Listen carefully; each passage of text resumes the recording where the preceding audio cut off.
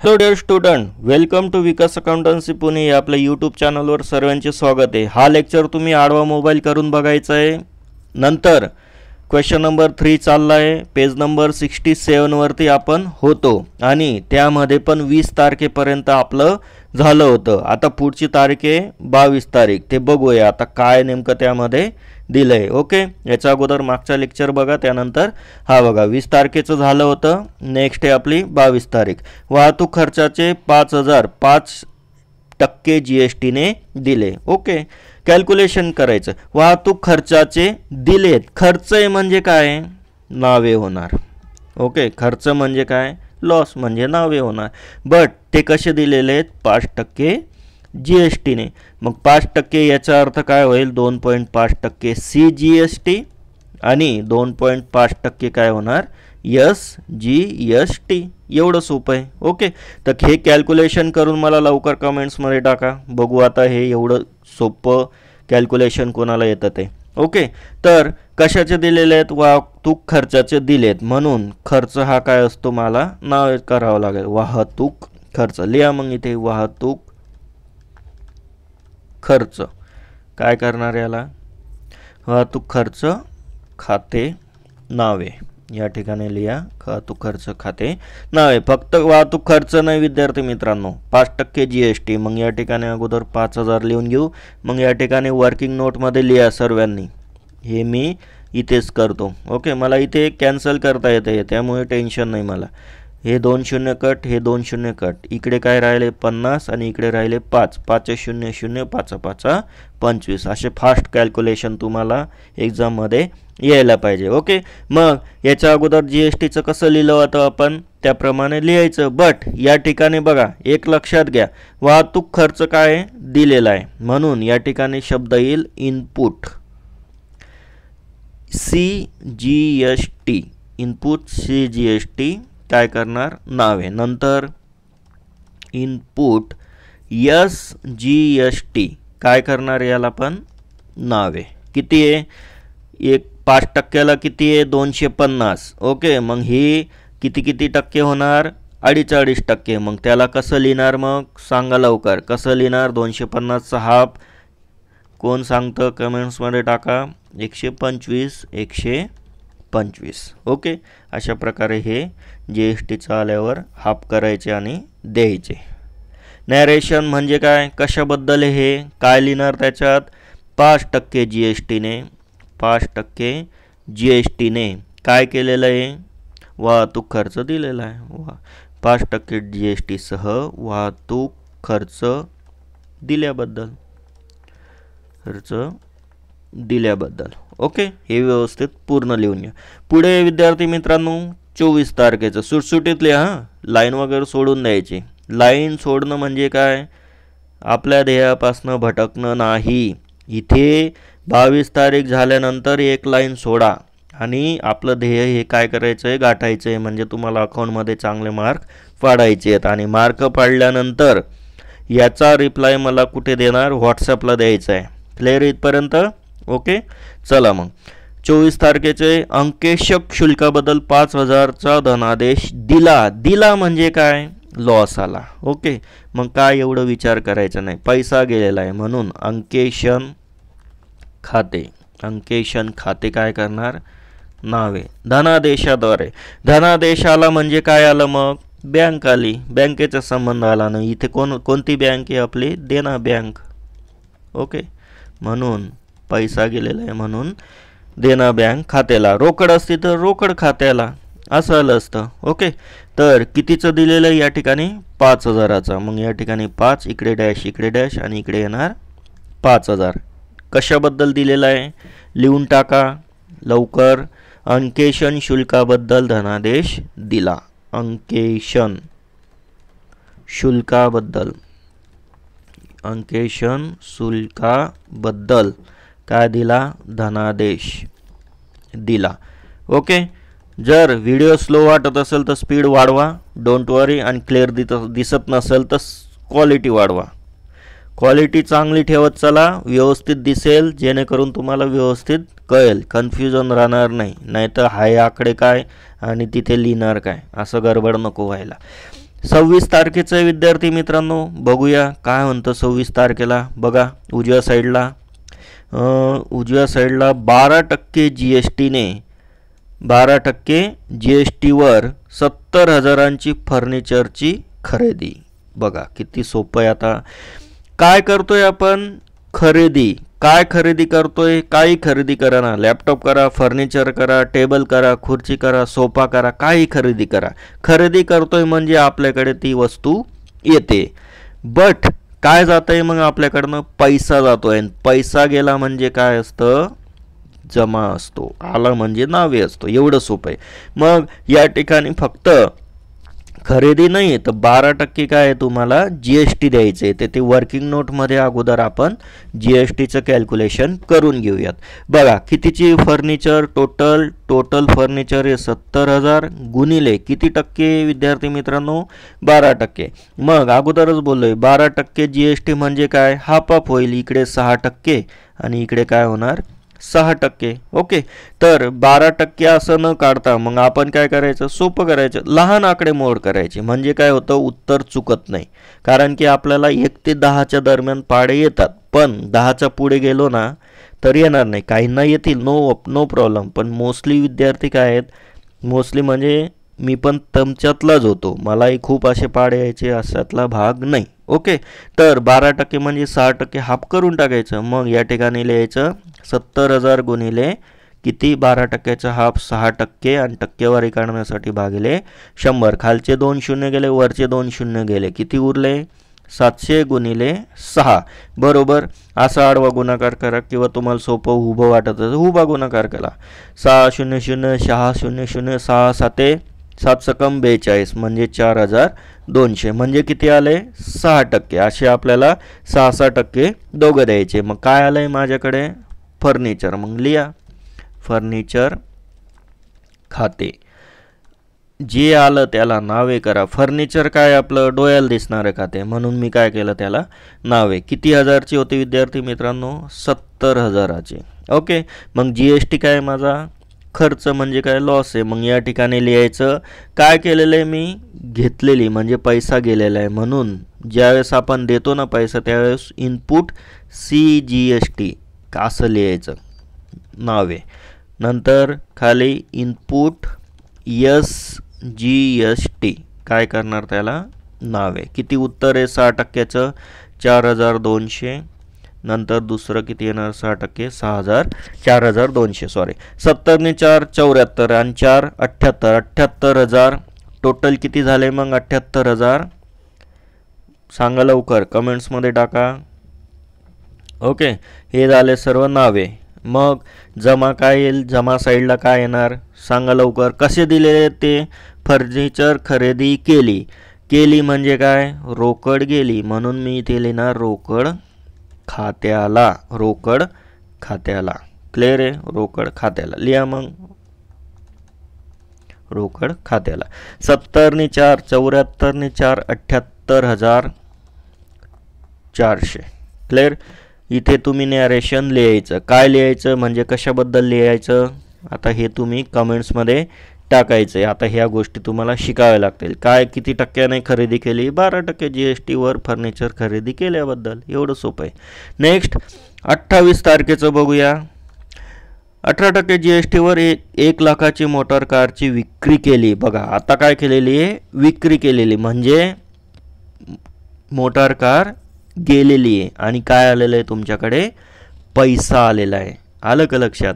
ज्यावेळेस मी एखादी गाडी विकतो त्यावेळेस माझ्याकडे काय येतो? पैसा येतो. आणि ज्यावेळेस पैसा येतो त्यावेळेस आपल्याला काय होतो? फायदा होतो. म्हणजे मी नावे करतो. ओके. पैसा आला त्यावेळेस मी काय करणार? नावे करणार. चला मग या ठिकाणी बघू काय नेमकं होतंय. मोटार गाडी विकली, माझ्याकडे काय आला? पैसा आला. म्हणून रोकड खाते काय करावं लागेल? नावे. क्लिअर इथपर्यंत? बट कसले पैसे येत आहेत मला? मोटार गाडीचे. म्हणून मोटार खात्याला.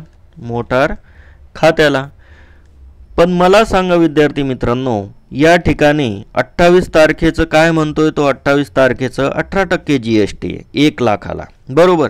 मग करून टाका कॅल्क्युलेशन, ज्याप्रमाणे अगोदर आपण कॅल्क्युलेशन करत होतो त्याप्रमाणे. वर्किंग नोटमध्ये व्यवस्थित लिहित चला रे. ओके, हे तुम्हाला कळायला पाहिजे. आता कळेल, पण ज्यावेळेस 2 महिने होतील, 2-3 महिने, त्यावेळेस तुम्ही म्हणणार सर हे असे कसं काय आलं, हे कॅल्क्युलेशन कसं काय केलं.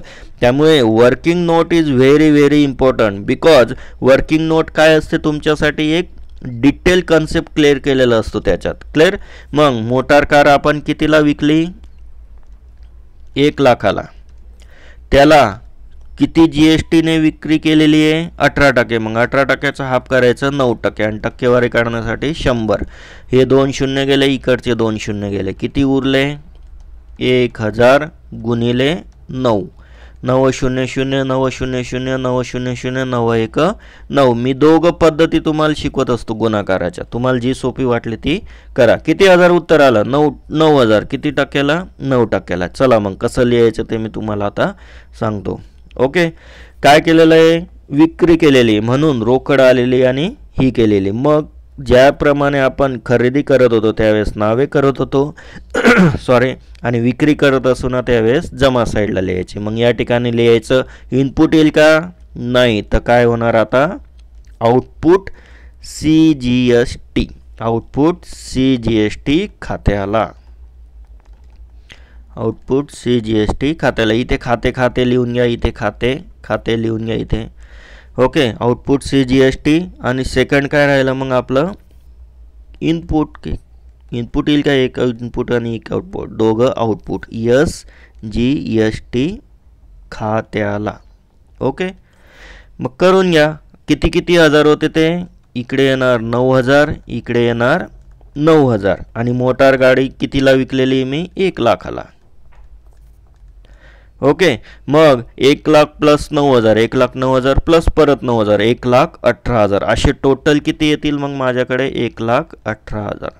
ओके, ॲक्च्युली मी गाडी विकली 1 लाखाला, बट त्याला GST किती लागला, घेणाऱ्याला पैसा एक्स्ट्रा किती द्यावा लागला, 18,000. कारण की 9% गेला बस केंद्र सरकारला, 9% गेला राज्य सरकारला. ओके, तर याच्या खाली काय लिहिणार मग, कशाबद्दल हे ट्रान्झॅक्शन लिहून घ्या सर्वांनी. काय लिहिणार विद्यार्थी मित्रांनो, लिहा लवकर. या ठिकाणी काय केलं आपण ते लिहायचं, शब्द सुचायला पाहिजे. काय केलेलं आहे, एकदम सोपं आहे. 18% GST दराने. ओके, GST दराने मोटार कारची विक्री केली. लिहून घ्या, मोटार कारची विक्री केली. Last and best. So last and best असल्यामुळे सर्वांनी काय करा, लाईक करा व्हिडिओला आणि सबस्क्राईब करायला विसरू नका. 30 तारखेचं बघू. कविताला 15,500 रोख दिले, तिच्याकडून 500 कसर मिळाली. काय झालेले तुम्हाला मिळालेले, काय केलेले, कविताला रोख दिले म्हणजे काय, देणे, कोणाला वस्तू देणे किंवा पैसा देणे म्हणजे कॅश आपल्याकडनं जाणे. ओके, जर कॅश जात असेल तर ती कोणाला मिळते, कविताला. कोणाला, कविताला. म्हणून कविताचे खाते काय करावं लागेल, नावे. बरोबर ना. कॅश गेली ती काय झालं, जमा. मग कोणाला मिळाली, कविताला. म्हणून कविताचे खाते नावे. ओके, नंतर काय गेली, रोकड खाते गेले, म्हणून रोकड खात्याला काय होईल, जमा. कारण मी इथे गॅप सोडलेला आहे. ओके, बट फक्त तशी दिली का मी, नाही, तिच्याकडून 500 कसर मिळाली. ओके, जर कसर मिळाली असेल तर या ठिकाणी काय लिहिणार, कसर खात्याला लिहावं लागेल. कसर खात्याला म्हणजे काय होणार, ती जमा. मग पुस्तकात काय विद्यार्थी मित्रांनो बघा, मी काय केलं या ठिकाणी 500. सॉरी, जरा हँग होतोय टॅबलेट, बट डोंट वरी, आपण त्याला बरोबर चालवू. कसर किती आहे, 500 रुपये. बरोबर. नंतर एकूण किती पैसा होता, रोकड किती होती, 15,500. टोटल किती झाले विद्यार्थी मित्रांनो, एकूण झाले मग आपले 16,000. ओके, मग याच्यावरनं असं कळतं की कसर मिळाली ना, काय ही कसर मिळाली, म्हणजे 15,500 मिळणार होते बट 500 रुपये जास्त मिळाले, म्हणून या ठिकाणी काय केलं मी दोघांची प्लस लिहिली, म्हणजे किती झाले टोटल 16,000 रुपये. तर काय लिहिणार आता कशाबद्दल, मग लिहून घ्या इथे. कविताला काय रोख, काय केलेले रोख दिले व तिच्याकडून कसर मिळाली, म्हणजे काय तिने खुश होऊन काय केले पैसे दिले मला. सपोज मी काय केलं, एक कविता नावाची माझी काय आहे मैत्रिणी किंवा एक नातेवाईक आहे, तिला गरज होती पैशांची. ती म्हटले विकास सर मला 15,500 रुपयांची गरज आहे. ओके, मी सांगितलं घेऊन जा, नो प्रॉब्लेम. तिने काय केलं, मी एका शब्दावर पैसे दिल्यामुळे तिने खुश होऊन मला काय केले 500 रुपये एक्स्ट्रा दिले, म्हणजेच विकास सरांना मिळाले ते 16,000 रुपये. ओके, त्यामुळे यांचं काय आहे अशा पद्धतीने लिहायचं असतं. क्लिअर इथपर्यंत? सॉरी. तर आता तुम्हाला होमवर्क म्हणून एकच गोष्ट, हे जे आपण एंट्री केल्या यांचं सर्वांची बेरीज तुम्ही इथे लिहायची आणि स्क्रीनशॉट किंवा पुस्तकातला तुमच्या वहीमधला फोटो काढायचा आणि मला व्हॉट्सॲपला पाठवायचा. क्लिअर इथपर्यंत? आणि हे झालं तुमचं क्वेश्चन नंबर 3. याच्या पुढचे क्वेश्चन पण मी घेणार आहे, बट आता तुम्ही अनसॉल्व जे प्रॉब्लेम आहेत ते तुम्ही स्टार्ट करायचे. ओके, भरपूर मी तुम्हाला बऱ्यापैकी सर्व गोष्टी शिकवून दिल्या आहेत. अनसॉल्व प्रॉब्लेम कुठले विद्यार्थी मित्रांनो, जे तुम्हाला पुस्तकात दिलेले आहेत. ओके, तर हे पेज नंबर किती होतं जरा विसरलो मी, माझ्यामध्ये 66 होतं, पार्ट 2 होता हा, ते तुम्ही बघायचं आहे किती पार्ट नंबर वगैरे होता ते. यस, बरोबर, किती होता 69. ओके, कविताचे अकाउंट. बघा आता तुम्हाला होमवर्कसाठी, आता हे तर उदाहरणं आहेतच, बट याच्या व्यतिरिक्त बघा तुम्हाला पुस्तकात दिलेले आहेत, स्वाध्यायामध्ये असतात ते. ओके, स्वाध्यायामध्ये सर्व दिलेले असतात. तर या ठिकाणी बघा पेज नंबर 85 वरती प्रात्यक्षिक उदाहरणे, हे सर्व तुम्ही सॉल्व करायचे आणि व्हॉट्सॲपला मला फोटो पाठवायचे. क्लिअर? तर व्हिडिओ आवडला तर लाईक करा, शेअर करा आणि सबस्क्राईब करायला तर बिलकुल विसरू नका. आणि तुमच्यासाठी कोणतरी मेहनत घेत आहे याला जराशी जाणीव ठेवा, कारण की मी ऐकलं आहे की फुकटाची लोकांना जाणीव नसते, बट ते लोकांच्या बाबतीत आहेत. बट तुम्ही माझे आवडते विद्यार्थी-विद्यार्थिनी आहेत आणि तुम्हाला जर पुढे चांगले मार्क पाडायचे असतील आणि चांगलं बेटर व्हायचं असेल तर तुम्हाला अकाउंटमध्ये प्रॅक्टिस करावी लागेल. सर्वात महत्त्वाची गोष्ट, अकाउंटमध्ये वेळ पुरत नाही, ज्याची प्रॅक्टिस तोच पुढे जाईल. आणि ती एक म्हण आहे इंग्लिशमध्ये, practice make perfect man. Practice makes perfect man. जो प्रॅक्टिस करतो, एक उदाहरण देतो, लहानपणी मला माहीत नाही तुम्ही सायकल शिकताना पडला आहात का नाही, बट माझं सांगतो, सायकल शिकण्यासाठी मी भरपूर वेळेस पडलो, रक्त निघालं, बट आज मी हात सोडून सायकल चालवू शकतो. तुम्ही नका हात सोडून चालवा, एक उदाहरण देतोय. म्हणजे एखादी गोष्टीची जर प्रॅक्टिस केली विद्यार्थी मित्रांनो, त्यात आपण परफेक्ट होत असतो. ओके, तर काही अडचण आली तर don't worry, don't take tension. Any time तुम्ही मला मेसेज करा, त्याचं थोडं लेट उत्तर देऊ शकतो, बट मी उत्तर देईल. Okay, thank you so much.